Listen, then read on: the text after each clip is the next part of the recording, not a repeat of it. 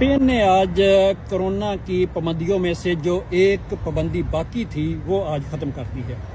جس طرح آپ کو پتہ ہے کہ 5 ماہ قبل اسپین نے پبلک ٹرانسپورٹ کے اندر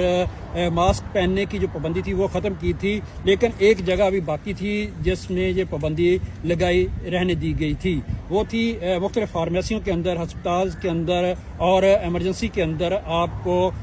لازمی تھا کہ ماسک پہن کر جانا ہے۔ یہ پابندی بھی آج ختم کر دی گئی ہے کہ کم و بیش 3 سال کے بعد آج اسپین بھر سے تمام قسم کی جو کرونا ایمرجنسی کی پابندیاں تھیں وہ ختم ہو گئی ہیں۔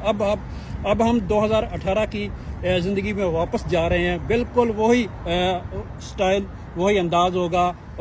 تمام پابندیوں سے مبرہ ہم اپنی زندگی کو گزار سکتے ہیں۔ جو کرونا کا 3 سال کا دور ہے،